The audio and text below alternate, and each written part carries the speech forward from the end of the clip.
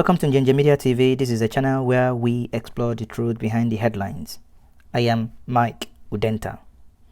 This is an opinion piece by Azuka Onwuka. As Zik and Achebe remember Nigeria from beyond, what will be their take? November 16th, 2019 was the posthumous birthday of Dr. Nnamdi Azikiwe, the first Nigerian president, and Professor Chinua Achebe, the first and the foremost novelist. Zik, as he was fondly called, would have been 115 years old, while Achebe would have been 89 years old, if both were still alive.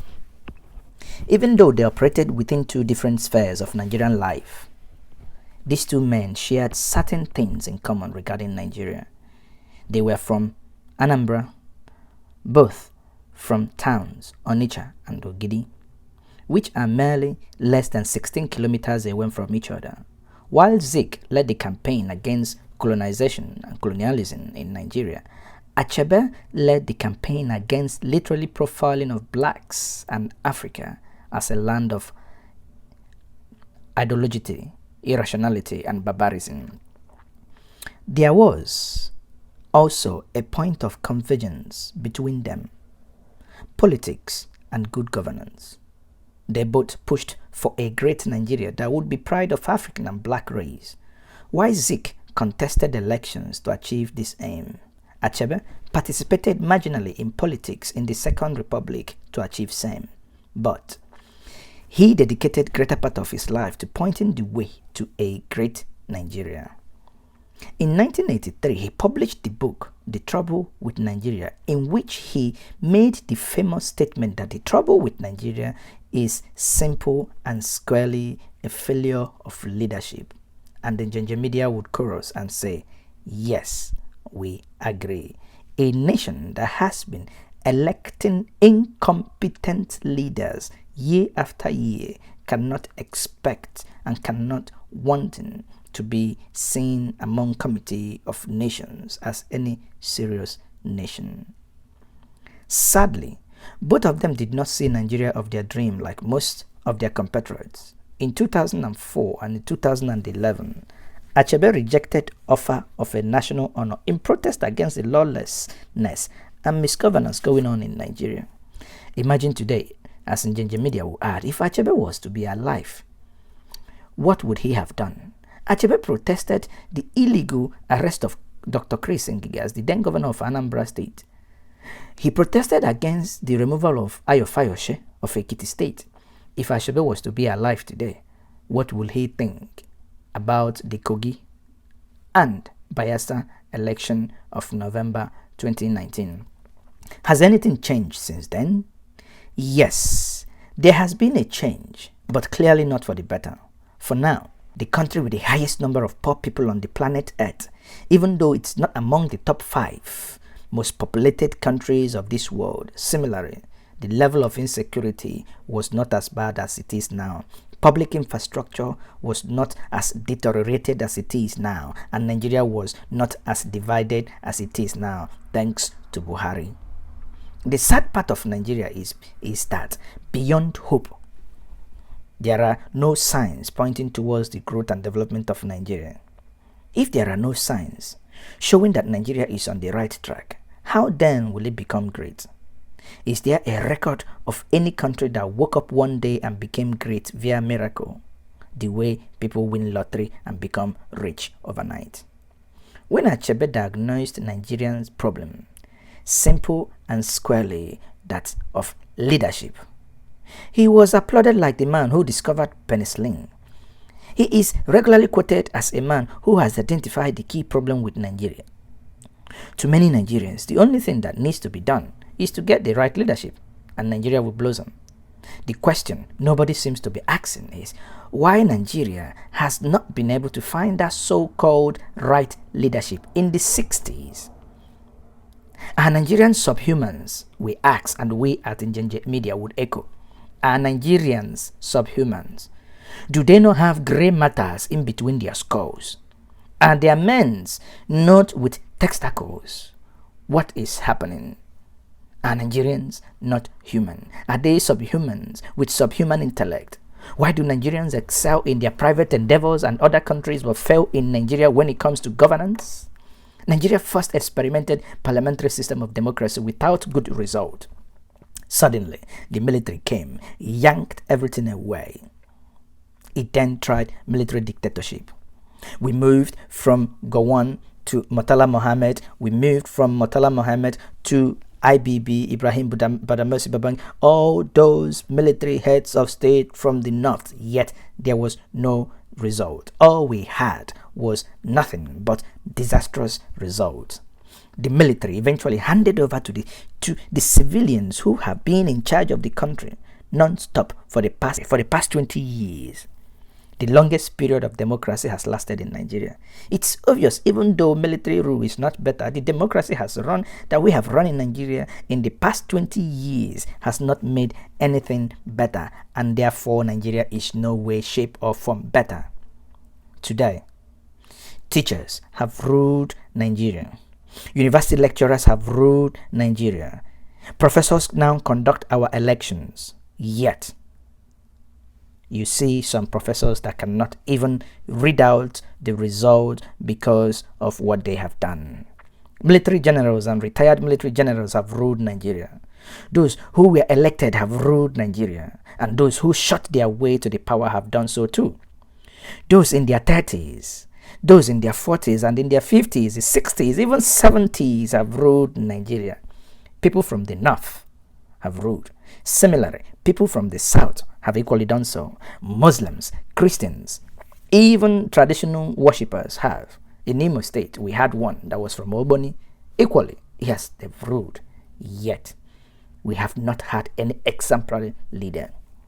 One would now wonder then, where is this long-awaited right leadership, and when will it emerge, and where will it emerge from? Will it drop from the heavens? What quality would those who will make up this right leadership have? Would they have 2 heads and 4 legs? Would they have 12 feet? Would they be 12 feet tall? Would they have wings? Would they fly like birds?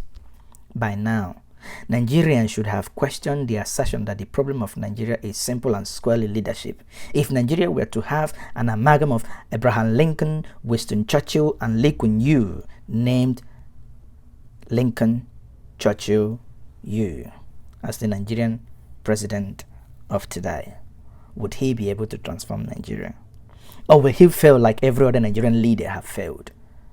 There are no precedent to show that such an exceptional leader would ever be able to lead Nigeria out of the mediocrity and backwardness that we dwell and wallow in on a daily basis. Judging from historical perspective, the problem of Nigeria is not leadership. It is not corruption, like the current government goes around singing like mad people that the problem of Nigeria is corruption. No, it is not corruption. The trouble with Nigeria is a clash of contrasting cultures and worldview. Did you hear that? What the Germans will call Weltanschauung, that is, a contrasting culture and a contrasting worldview. Note, we did not say different cultures and different worldviews. No, people with different cultures and people with different worldview may find it easier to create common ground where they respect one another. But when cultures and worldviews of people are in opposite direction to one another, it is a recipe for crisis and it is a recipe for disaster.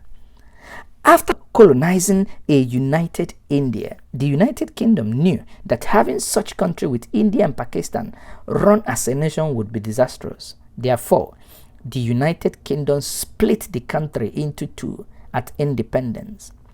India faced its path, while Pakistan faced its path in 1971.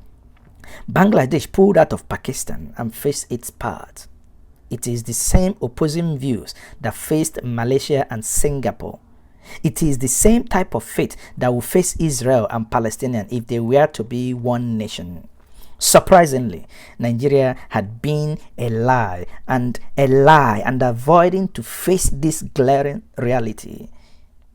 The belief is that if it is left undiscussed, one day it will miraculously vanish and all will be well again.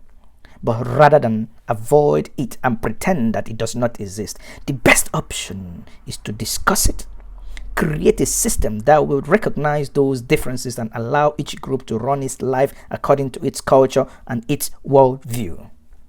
That is what is working for countries that have recognized that they have opposing worldviews, like Switzerland, like Belgium, where you have the Flemish and you have the Dutch and you have the French. Like in Canada, in Quebec, where you have the French and you have the English. Like in the United Kingdom, where you have the Welsh, where you have the Scottish, where you have the English, and where you have the Northern Ireland. And the United States of America, where you have so many, including the Scottish Americans, the European Americans. You had all sorts. They were making it possible for each other to be themselves within the country and pursue their dreams without encumbrances. No part will feel suffocated like we are being made to feel in Nigeria. No part will feel that it's being pulled back and stopped from reaching its desired height. What we at Njennje Media always advocate and say, break down this nation, break down this world, so that every single entity trapped in this nation will develop at their own pace. Is that too much to ask? Njennje Media would query. It is this problem of contrastive view that has made it possible for Nigeria to have pan-Nigerian heroes and villains. A hero in one part of Nigeria is seen as a villain and in another part of Nigeria, and that is vice versa. It is this problem of opposing worldview that makes it hard for right leadership to emerge in Nigeria, because any transformational policy introduced by a leader is seen by another part as an attempt to undermine it and put it at disadvantage. It is the same reason that delayed Nigerian independence when the South were ready to go and the North said they were not ready, and they pulled the South back for so long. It is the same reason that makes the use of merit impossible in Nigeria. That is the same reason that will make someone from Yobe State to have the number 2 in order to get into a federal government college, whereas a child from Anambra, Imo, or Delta will need to score 139, yet that child will not get admission into a federal government college. What a Nigerian do you want to run that way? Nigerians from all parts have been forced to move at the same pace and adopt the same standard, and this is killing. Have you asked yourself why, when you go to NNPC that is owned by the federal government, you would only see one set of people being at the helm of affairs, and yet NNPC continues to become and continues to stay an incompetent run organization?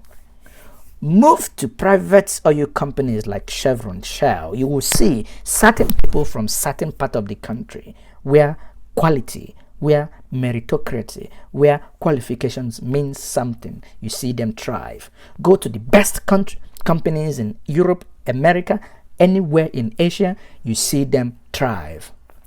At home, they will not, because of these same contrasting, opposing world views.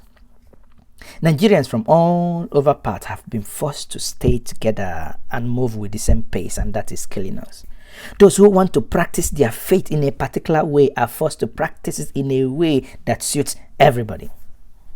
Why can't we tell ourselves the truth and say, if we want to practice Judaism, go ahead. If you want to practice Sunni Muslim, go ahead and do that. Those who tell you that it is a sin to drink alcohol will be the first to go and collect taxes from alcohol, and then Njenje Media will query. And that is what you call a nation. The result is backwardness. Anybody who holds a public post sees it as an opportunity to grab his or her own national cake from this country that belongs to all but to no one. Nigeria need to stop running away from its demon. Nigeria must stay and confront its demon. You cannot run away from your shadows. Nigeria, you must brace up brace up and deal with this demon. The failure to face this demon has been wreaking havoc in Nigeria. The more Nigeria delay in facing this demon frontally and honestly, the more dangerous it is going to be for Nigeria. Once more, my name is Mike Udenta. This is once more Njennje Media TV, bringing you this evening. Please subscribe to the channel and remain blessed.